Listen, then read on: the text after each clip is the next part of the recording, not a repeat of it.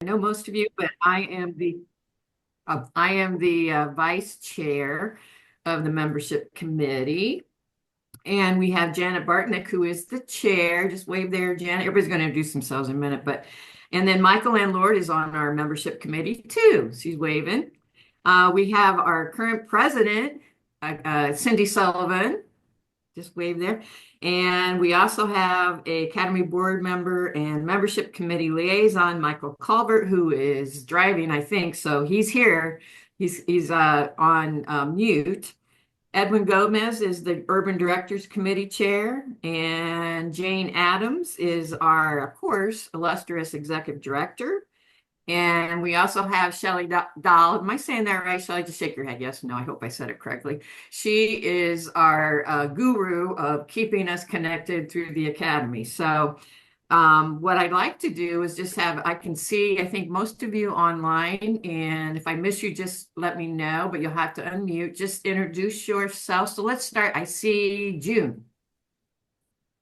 Good afternoon, everyone. I am June Price Shingles. I am faculty at Chicago State University, and my first life was as a practitioner. And so happy to hear how this process works. Been in Parks and Rec for 36 years, and so a lot of colleagues still active in the profession. Some have transitioned into other spaces, but some I think are still maybe worthy of being considered for this membership. And so just happy to hear how everything works in the process. Great. Well, we're happy to have you. Next, how about Tara? Good morning or afternoon, wherever you are. It's still morning in California. So Tara G. I am the Park Planning and Development Manager for the City of Roseville. First year as a member and just here to learn the process. I do have one or two people in mind, so I'm anxious to hear how this all works. Well, great and welcome. I see Michael just joined us, Michael Keys. Just introduce yourself, a little bit about you. Oh, sure. Sorry. That's all right. Late. My name is Mike Keys. I'm the superintendent of recreation here in St. Charles, Illinois. I've been with the district for about 7.5 years, been in parks and recreation for over 25, and excited because I've got some wonderful people that are passionate in the industry and want to try to bring them to the forefront and continue to advance our amazing academy. So just excited to be here and see all your smiling faces on this cold, wintry day just west of Chicago. All right. And I think, unless others have joined, Jane, is that everybody that's on right now? We may have a few others join us here, but we'll go ahead and get started. And I think Jane's going to put up the slides for today's, and we have several of us presenting today or sharing information.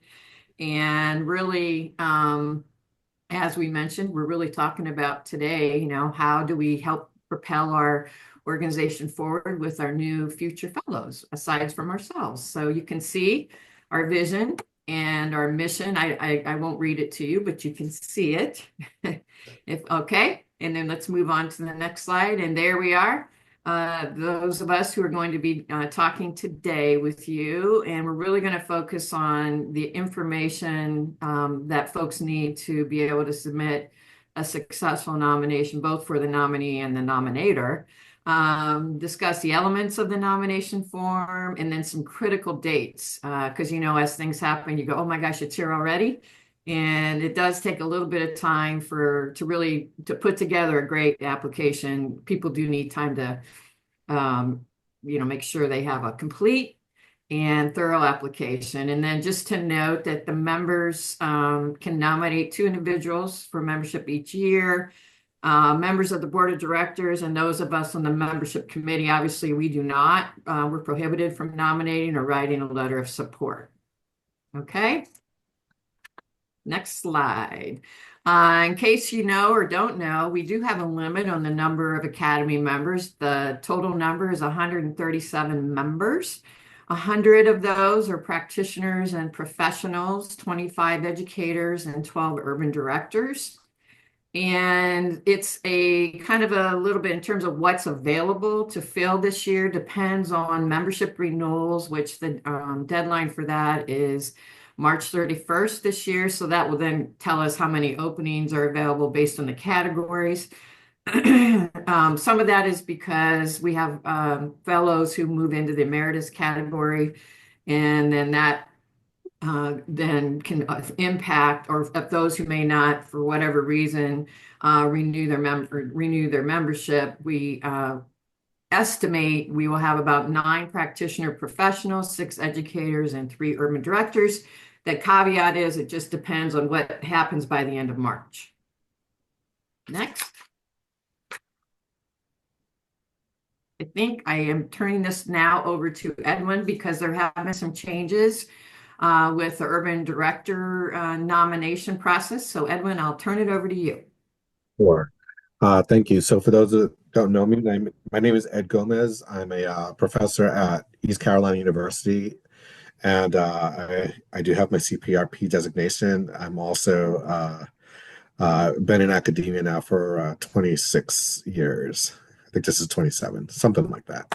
Um, so we met earlier as a group in 24, in the summer 24, to sort of discuss the urban director fellows in particular, and whether or not the criteria that was established many, many years ago uh, gave us enough of a pool to even select from, and whether it was also adequate to get equal representation from an equity perspective, I guess, of every single uh, state that you can possibly be represented, even though there are minimum positions, but we can try and get as many people as possible.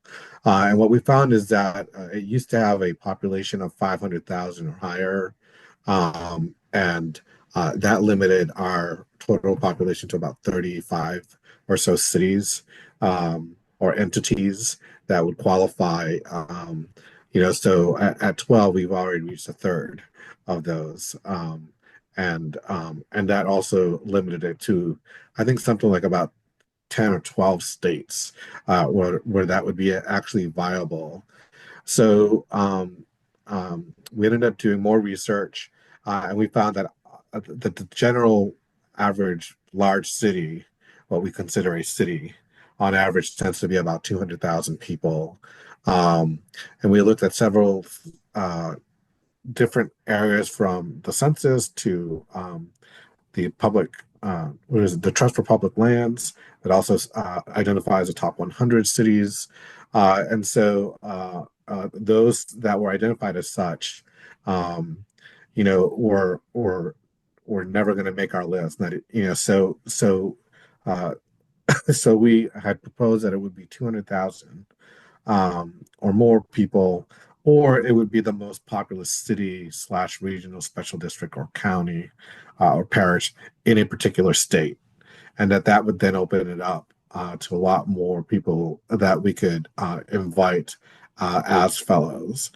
The other thing, that we didn't have, and that the other areas had, is that we didn't stipulate, well, you can be there in your first year or just appointed. And so we didn't stipulate how much experience you would need to be, the minimum experience to be considered. And so after some deliberation, we came up with 3 years minimum experience in the specific director role. So you could have had prior years in Parks and Rec and other positions and whatnot, but specifically in the director or whatever the chief operating position is, you have to have a minimum of 3 years. And so that was something that we had. Again, this was something that came out of discussions this summer, and then were deliberated, passed on to the board. The board did. I can't go to the next slide, right? No, I will. Okay.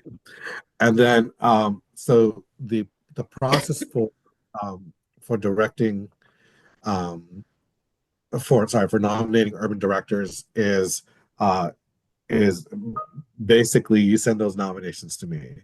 So, but they can be nominated by the urban directors committee directly.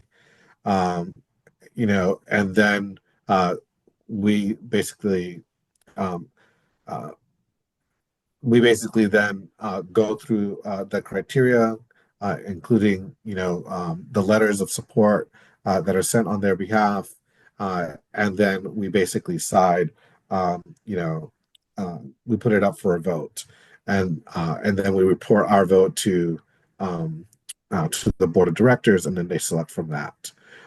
Now, I do want to say one thing that um, the Urban Directors Committee is not the only one that can put forward names. So, anyone, with the exception of a few that were mentioned earlier, that, that is a current member uh, of the academy can submit a name for us to review, and then follow, the protocols. But all those names should be sent directly um, to me or whoever the current chair needs is for the urban directors, and then uploaded in the system. And the reason I mention that is because uh, sometimes it was not done that way, and we had already met as a group and decided on who we were going to put forward. And then we're like, oh, we have two more names that came out of wherever they came out of. And so we had to re-meet again, so it caused a little consternation within the committee in terms of like, I thought we had already done this and that, my summer was free. so, but so it's just sort of if you there is a process that's in place, which basically involves their CV, two letters of support, someone, from the nominator, and then another one. And then it gets uploaded into the system. And then when you upload it into the system, that's where it comes directly to me. So I think it should be noted, if I could, Edwin, going back here, is that Sure. these are from the bylaws and they were submitted to the membership recently. And the members did vote to approve this criteria changes for the Urban Directors Committee. So it wasn't the committee that made these decisions. It was the members of the organization that did ultimately approve them. And so, Becky, I don't know, Tara has her hand up. I don't know if you saw that. No, I did not. Go ahead, Tara. I have two questions. Thank you. Mhm. When you submit or somebody submits under the urban directors category, do they have to be two letters of recommendations from an urban director or anybody as a fellow?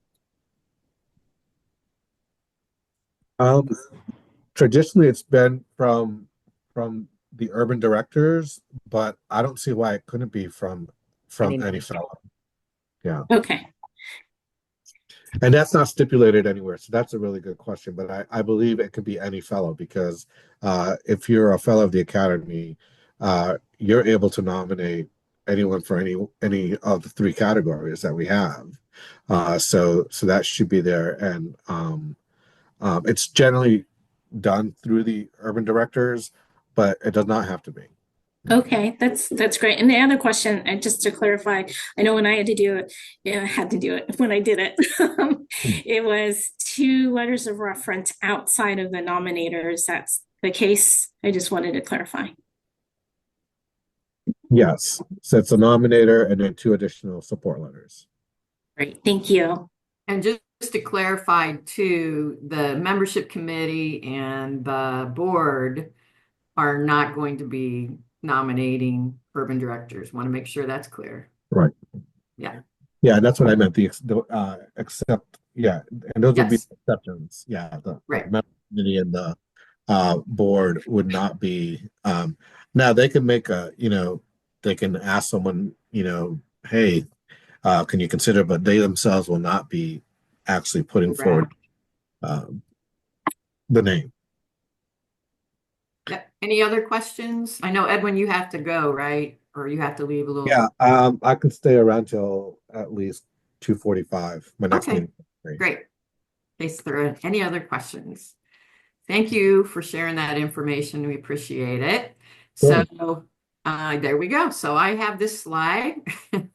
We're going to start talking about tips And the number one tip, as the most important, is with your candidate, you need to really look at their background to ensure they meet the membership requirements, with particular attention to the required 15 years of high level administrative experience, which I'll touch on that in just a minute, as of January 1 of the year nominated.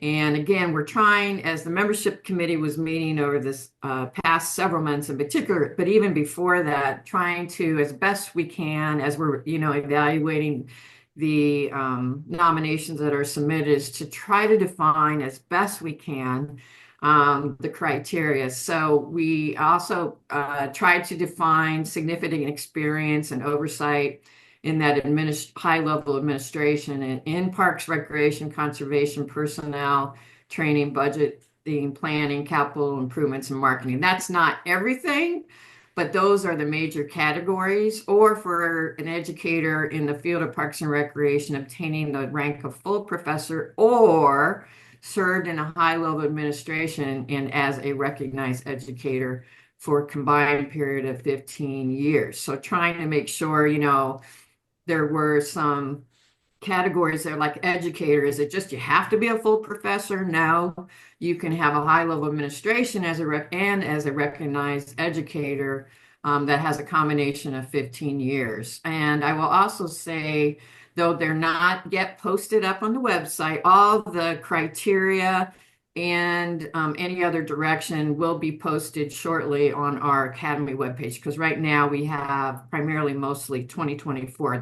All those documents have been updated and the directions are updated, and we anticipate those will be posted shortly, and Jane and Shelley can answer questions related to that too. So that is the number one tip. Anybody have any questions on that? So I Becky, do. So if they I, can be, oh, go I'm ahead. sorry. Go ahead. No, no, you go, June. The combination Yes. portion. So again, I know practitioners, people who have transitioned from practitioners like myself to faculty. Yeah. Is it a combined 15 years? Or I guess my hard question is, does that person have to have reached full professor rank? Yeah. According to Okay. the bylaws, yes. Okay. But according to the criteria, According to the criteria. Okay, because I'm thinking of someone who has 20 years as at the executive level as a practitioner and has another 15 years as an educator, but is not a full professor. Yeah, the document we have to use is the bylaws. Okay, I understood. Yeah. June, are they like an associate professor? They were tenure track. They were an assistant professor. And now serves as adjunct. They were an assistant professor for 15 years, but now is an adjunct faculty. So they're But part-time. Yeah. Yeah.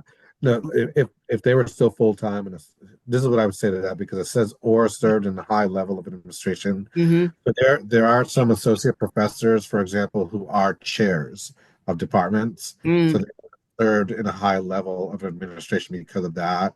Or they be an associate professor, maybe be an associate dean or an assistant dean, right? mhm, So in that case, they will maybe not be full professor, but they will have served in an upper administrative role mhm, mhm. at the 15 years. So that's kind of the way Yeah, that. the So individual, and I don't want to yeah. get bogged down to just this one person, but the individual I'm speaking of um, has maintained status as faculty, but also served as the executive director of an SRA and continues to do so. And so that's why I'm kind of thinking of this particular individual. Has been a executive director of an SRA for 20 plus years, continues to do so, but also serves as faculty. So I'll move Yeah. on. I'll look at the bylaws, but I understand what's been stated so far. Thank you.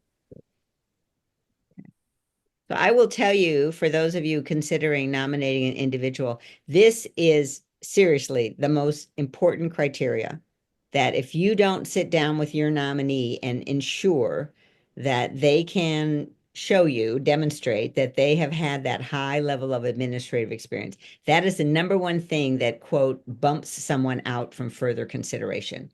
If they don't have that 15 years right off the bat, the committee doesn't even go any further with their nomination form. So that's why this is the number one tip. This is the number one tip. Okay. All right. Moving on, Miss Becky.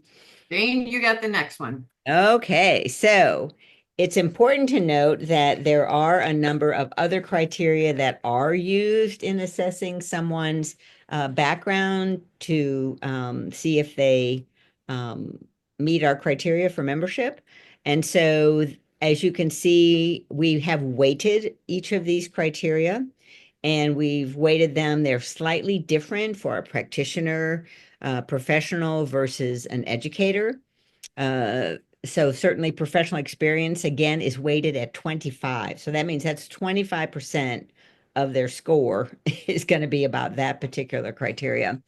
Then education is differently ranked between the practitioner and the educator. And that is because to be recognized as an educator, you pretty much already have to have a bachelor's and a master's before you can even be considered, recognized as an educator. Then we have our JEDI pledge.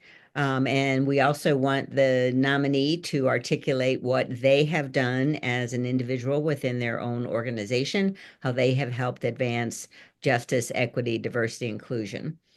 We also rank certifications, and this has been expanded to include a number of certifications, not just CPRP or CPRE, but we also look at, ASLA, landscape architects, and we've tried to be as inclusive, but recognizing that we certainly can't list every certification someone may have, but if you have a candidate that has a certification, have them include it.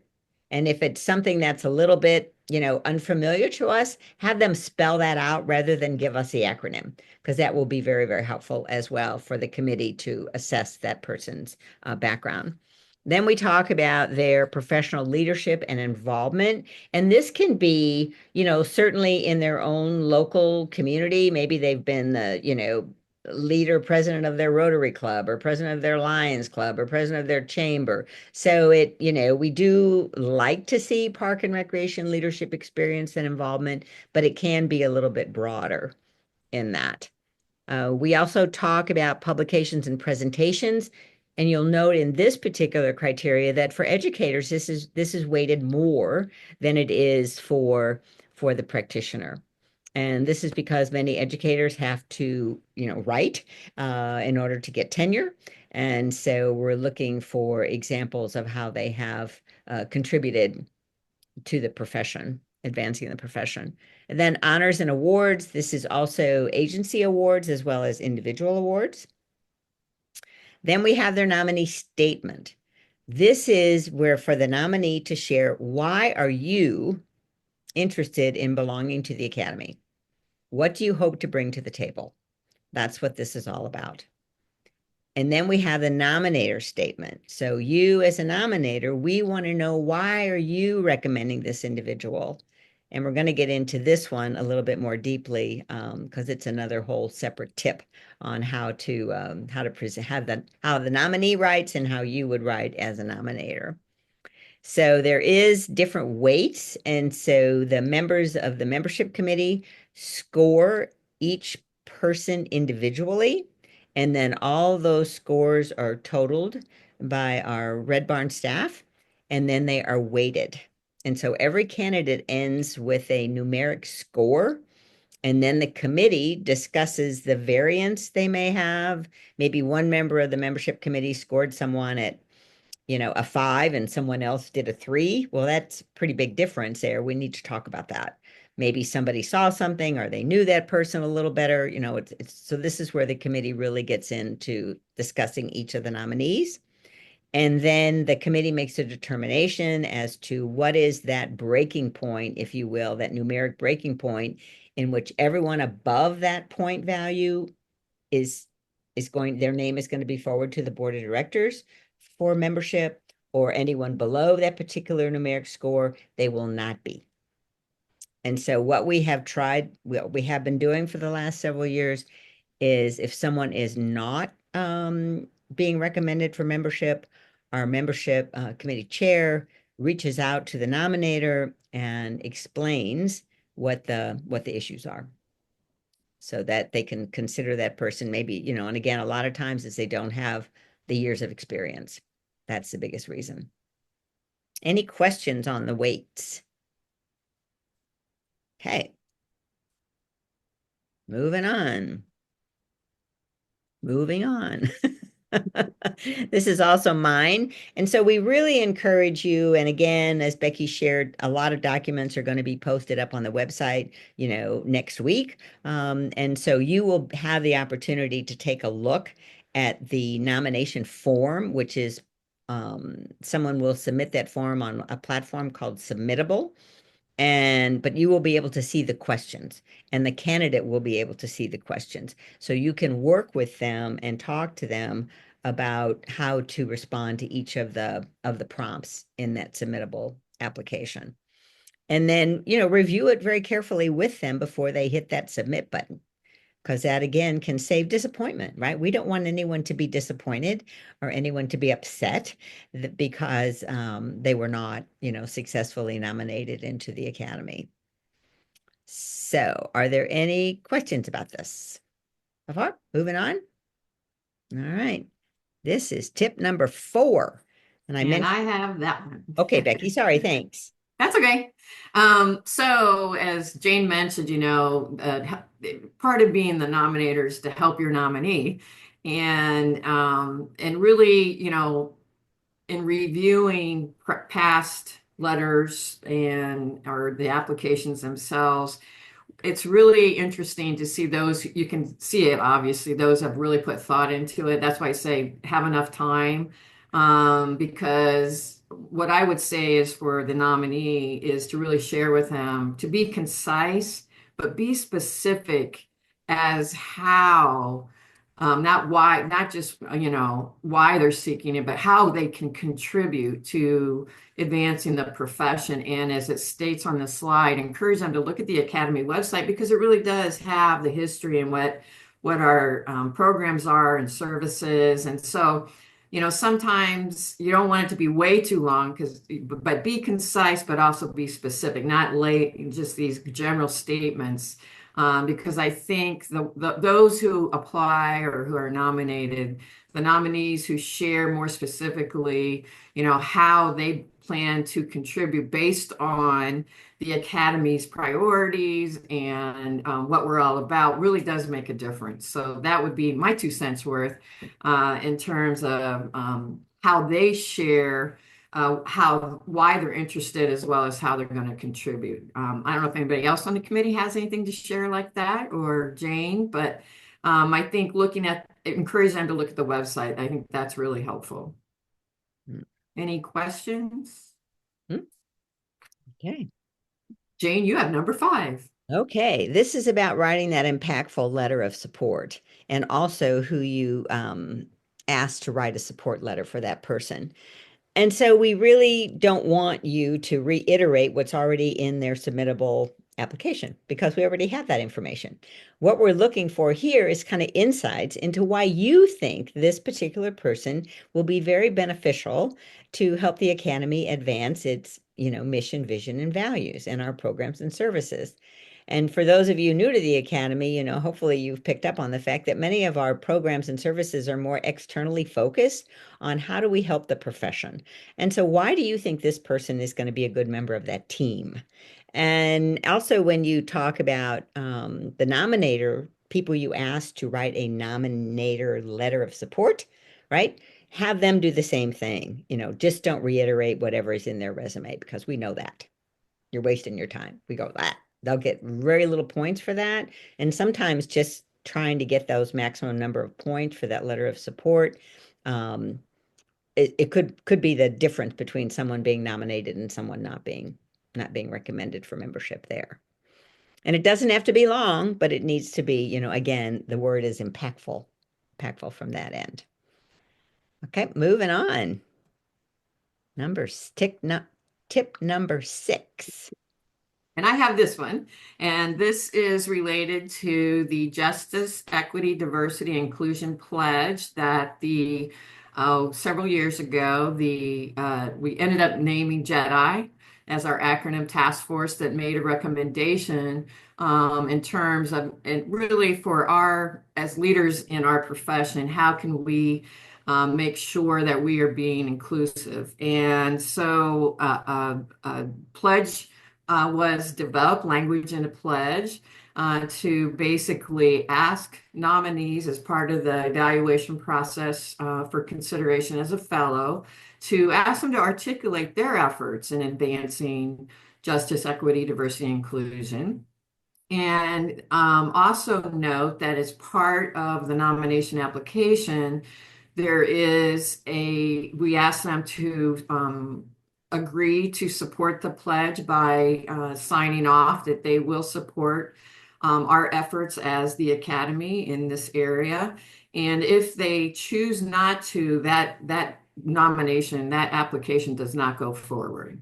And so we believe this is very important. The board adopted and supported our JEDI efforts back in September of 21, and we feel it's still very, very important to advancing our profession. I'm not sure if anyone else has anything to contribute to that or Okay. questions. We're whipping along here. All right, Moving Jane. along. We're moving along, Becky. Okay, this one's yours. Okay, so here's our critical dates. And so we will be sending out a newsletter in March that's going to announce that the nominations will open on March 20th. That means when we say open, that means that individual or you can go on to Submittable. The link will be on the website. They can click there. It'll take them to the Submittable form and they can begin to complete their application. Submittable is very intuitive, but if anyone has any challenges with that, please reach out to either Shelley or Britt at the Academy office, and they can assist either you or your nominee in navigating that submittable form. And then the nominations will open on March 20th, and they close at 9 p.m. on May 16th. Then after the May 16th date, the membership committee has set their meeting date, and the membership committee is given an amount of time to take a look at all of the nominations and to do their scoring, as well as urban directors. This is the same timeline for the urban directors. They will have the opportunity to meet and discuss, and then both the urban directors committee and the membership committee submit their recommendations to the board of directors. And the board of directors at that time will either approve or not approve the recommendations from both of those committees. Now, the next step is after the board of directors meets on the 16th, the membership committee chair and the urban director chair will reach out to the nominators. That's you all. We reach out to you and we tell you the status of your nominee. And we believe it is important that you communicate the news to your nominee. And then we ask that you tell us that you have communicated their status to them. And then once we know that everyone has been noted, then the Academy office begins communicating to all of them about all the next steps. Right? Okay. We're going to be holding in 2025 in Orlando, we're going to be holding an in-person general membership meeting. We haven't had one of those in quite some time. But I think we're going to continue with those self-introductions that all of you so successfully completed last year. And those will probably be put up on the website and will be sent out to the membership in a newsletter. And so our members can, click on everyone that's being newly inducted into the Academy and get to be a little bit more familiar with them, recognize them when we all meet at the general membership meeting. And then they will be formally inducted into the Academy at that meeting. And that's it for our timeline. Are there any questions? Hey, Jane, this is more clarification. I'll just, on when the new members self-introduction videos, I know it's TBD, but They go to the academy office. yeah, okay. Just want to make sure. I might have missed that. So Tara has her hand up. So thank you. I will say the self-introduction video is the hardest thing ever. But anyways, it was very hard. But that being said, it's still 5 minutes, and then or you'll tell us later. Yeah. And then the second question is the September induction. Is the general meeting instead of a dinner, or are they one in the same? They're two different events. So the general membership meeting is where we kind of do the business, if you will, of the academy, which has typically been done at the virtual general membership meeting. And then the dinner, the Academy Awards dinner, is that Wednesday night. And that's when we bestow the Pugsley medals, the externs get their recognition, all those other kind of recognitions occur at that award dinner. So we're trying to split the recognitions a little differently so that award dinner doesn't go on for 3 hours. That's what we're trying to do. Did I answer your question okay, Tara? Yes, you did. I will share that the last personal story. I shouldn't say that. Sleeping in a hotel bed is very difficult. So that Wednesday night was a very long night. So I appreciate you splitting it up.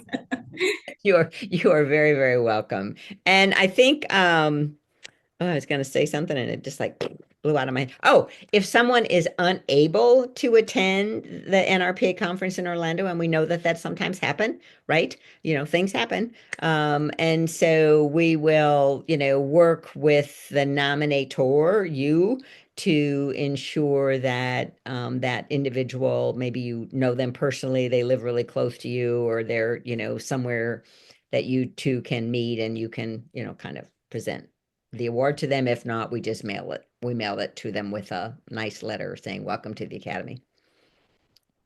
Okay. All right. All right. Next up is, again, this is just kind of, this is me, right?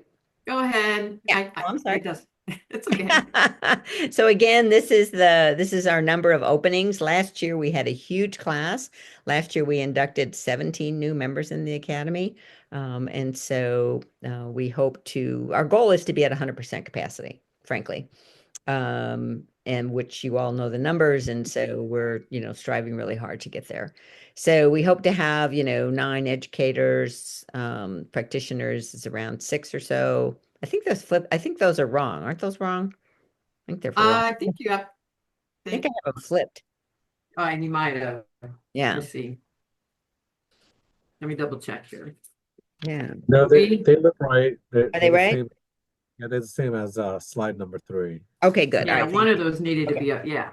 So you can see that, we have, potentially a lot of educator openings. And so June and Edwin, get out there and reach out to other Academy members who are educators. And, a practitioner can certainly nominate an educator. It doesn't have to be educator to educator or practitioner to practitioner. But we'd really love to, to bring up the number of educator fellows that we have in the Academy. And then the urban directors is 3.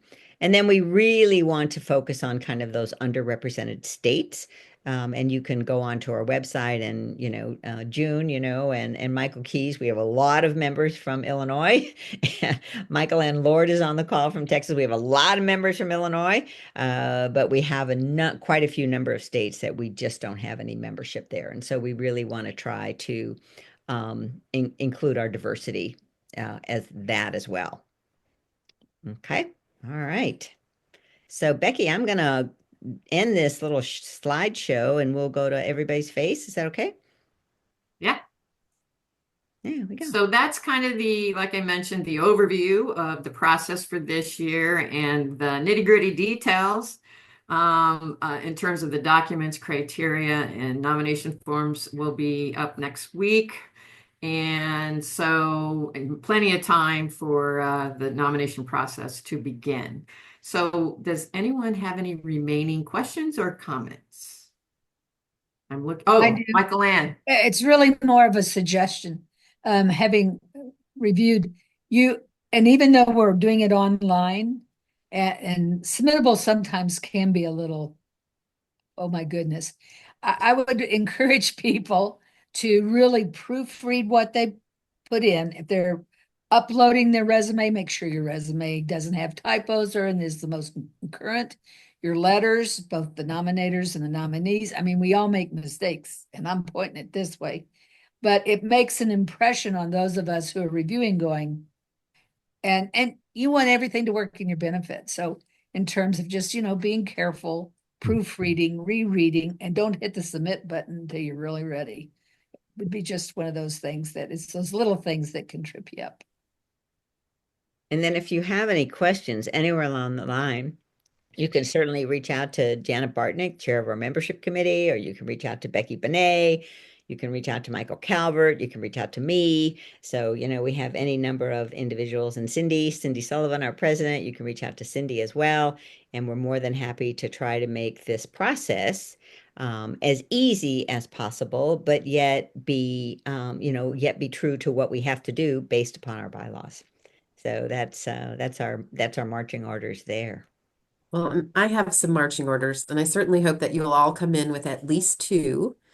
And I know that your limit is two, but I say at least two because if you find three or four, feel free to find some more members of the Academy who can also nominate, so that way we can get as many folks in as possible.